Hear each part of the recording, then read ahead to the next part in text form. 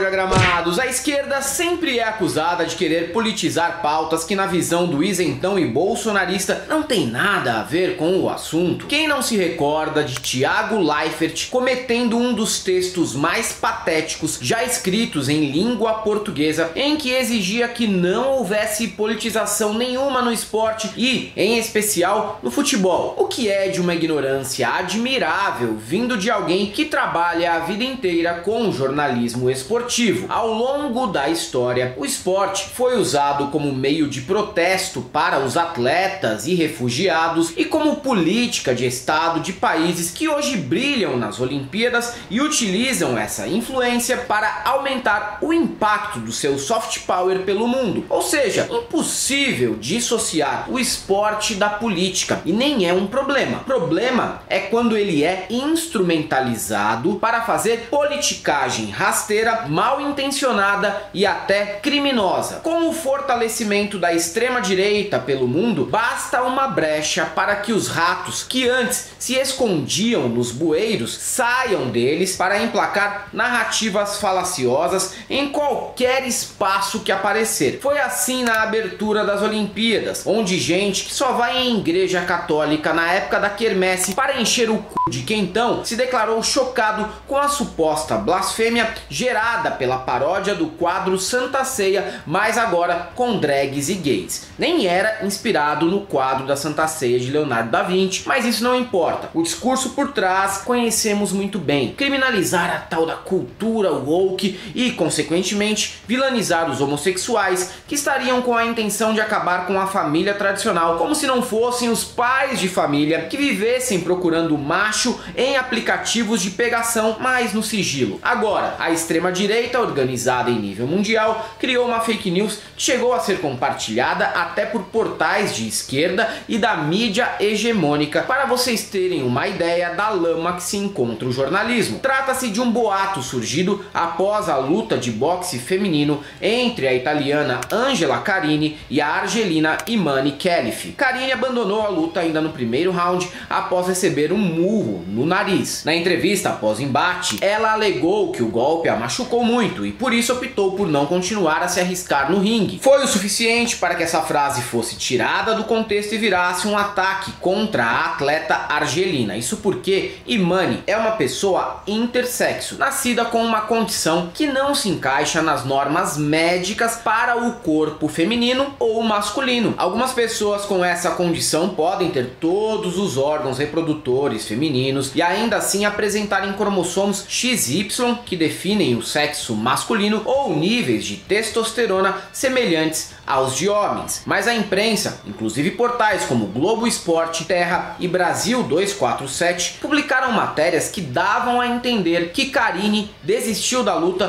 por não querer se arriscar contra uma atleta transexual. O erro foi posteriormente corrigido, mas essa atitude foi insuficiente para frear uma fake news que se espalharia na velocidade da luz e deixaria os reacionários do mundo incrédulos. Como assim? Liberaram um homem para socar a cara de uma mulher? Não era o caso, evidentemente. E até eu tive que desmentir isso em um grupo que estou no WhatsApp. O meu argumento só foi bem acolhido desta vez porque alertei os caras que Imane é argelina e que o país considera crime ser LGBT, logo jamais mandaria uma trans para representá-lo num evento de exposição mundial. Imagina qual imagem passaria ao mundo uma nação tão fundamentalista religiosa que até mesmo o pai de Imane chegou a impedi-la de lutar por considerar boxe um esporte masculino. Mas mesmo que a boxeadora italiana tenha desmentido que a desistência aconteceu por Imane ser intersexo e o COI tenha soltado uma nota criticando a guerra cultural em torno do caso e reforçando que Imane é intersexo e não trans, nas redes muita gente influente já surfava na história com a desfaçatez de sempre. J.K. Rowling, ativista radfem, espalhou que Imane era trans. Mesmo que fosse ser trans não é problema, já ser conhecida por escrever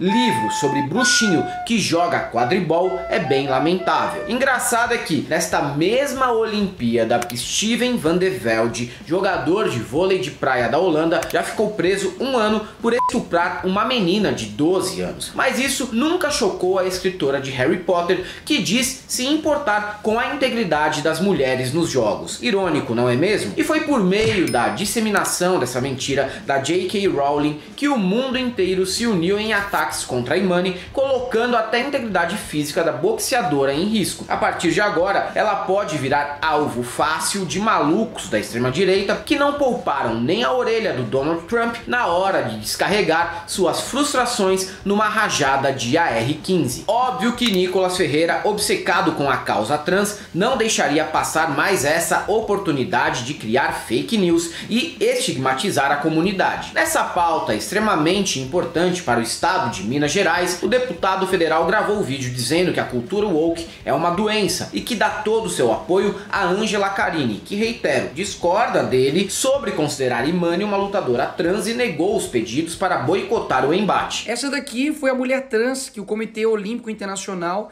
deixou lutar contra uma mulher biológica italiana nas Olimpíadas. A pessoa treinou ali durante anos para poder chegar nas Olimpíadas, de ter uma luta justa, e simplesmente encontra um homem biológico socando a cara dela muito mais forte. Thiago Santinelli respondeu ao político e foi aí que Nicolas começou a cair em contradição. E, de maior transfóbico vivo no Brasil, se tornou acidentalmente um defensor da causa trans. Como? Eu explico. Nicole defendeu que um intersexo com sistema reprodutor feminino, caso se identifique como homem, deverá ser tratado como uma pessoa masculina. Só que ele não notou que, ao usar um argumento torto para atacar a lutadora, acabou defendendo que pessoas trans, por definição, também podem se identificar como homem, mesmo tendo sistema reprodutor feminino. E isso não é bem o que ele defende, não é mesmo? Até então, Nicolas dizia que uma mulher trans continuava sendo um homem e vice-versa, porque era assim que Deus queria. Nada como contar com a burrice e a hipocrisia da direita para vê-los se complicar. Acredito que Nicolas tenha passado por problemas com a sua internet desde ontem, porque depois que Santinelli provou que ele estava sendo burro e contraditório, o deputado federal não consegue mais acessar o Twitter para responder. Ou talvez tenha entendido que, assim como ele exala estrogênio, Imani tem mais testosterona que o normal para uma mulher, e isso não faz nem de Nicolas uma mulher e nem dela um homem. Apesar disso, eu vou tratar Nicolas no feminino a partir de hoje, porque pra mim ele não tem nível de testosterona que o define como homem. Não é assim que ele pensa? E aí eu respondi o Nicolas com uma matéria mostrando que a Imani não é uma mulher trans, é uma mulher cis, ela tem útero e vagina, que é literalmente o que vocês conservadores e o que o Nicolas acredita que é a única coisa que faz uma mulher ser mulher, ter útero e vagina. Utilizando a resposta que ele me deu, eu fiz uma pergunta que ele não me respondeu até agora. Nicolas, me responde aí, vou refazer a pergunta. Então, mesmo tendo um útero